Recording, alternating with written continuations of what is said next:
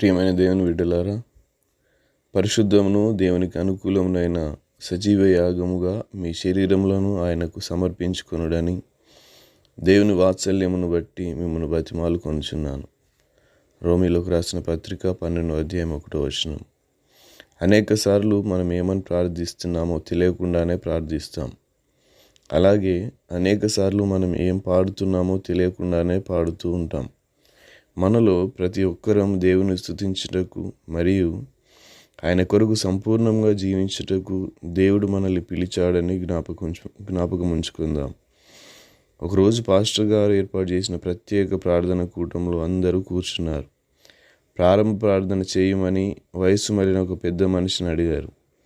ఆయన నిలబడి, ఓ దేవా, మేము నిన్ను స్తుతిస్తున్నాం, 10 తంతుల స్వరం మండలముతో నిన్ను స్తుతిస్తున్నాం అని మొదలుపెట్టాడు. దాని అర్థం ఏంటి అని అందరూ ఆశ్చర్యపోయారు. ఆయన తన ప్రార్థన ఇలా కొనసాగించాడు. దేవా, మేము నీ వైపు చూస్తూ మా 2 కళ్ళతో నిన్ను స్తుతిస్తున్నాం. మేము మిక్కిలి నిమ్మలమైన నీ స్వరాన్ని మాత్రమే వింటూ మా 2 చెవులో నిన్ను ప్రశంసిస్తున్నాం. నీ సేవలో పాలు పంచుకుంటూ మా 2 చేతులతో నిన్ను పొగుడుతున్నాం. మేము నీ ఆజ్ఞల ప్రకారం నడుచుకుంటూ మా 2 కాళ్ళతో నిన్ను గౌరవిస్తున్నాం. మేము నీ కృపను గూర్చి సాక్ష్యమిస్తూ మా నాలుకతో నిన్ను హెచ్చిస్తున్నాం.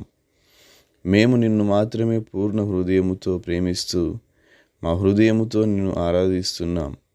మీరిచ్చిన ఈ సంగీత సాధనము అనగా శరీరము కోసము నీకు మా కృతజ్ఞతాస్తుతులు చెల్లిస్తున్నాము. దేవా, మీ స్వరకల్పనకు సరిపడినట్లుగా ఈ సాధనాన్ని ఎల్లప్పుడూ శృతి చేసి ఉంచు. ఆమేన్ అన్నాడు. ప్రియ దేవుని బిడ్డలారా, సంగీత సాధనమని పిలువబడు నీ దేహముతో నీవు దేవుని స్తుతిస్తున్నావా? పరిశుద్ధాలంకారముతో స్తుతిస్తున్నావా? మన కళ్ళను, చెవులను, చేతులను, కాళ్ళను, నాలుకను, ఆ మాటకు వస్తే మన శరీరం అంతటిని పవిత్రముగా కాపాడుకునేవారు స్తుతిస్తే ప్రభువులకు ఎంతో ఇష్టం. కాబట్టి మన నాలుకతో స్తుతించేవాడిగా ఉందాం.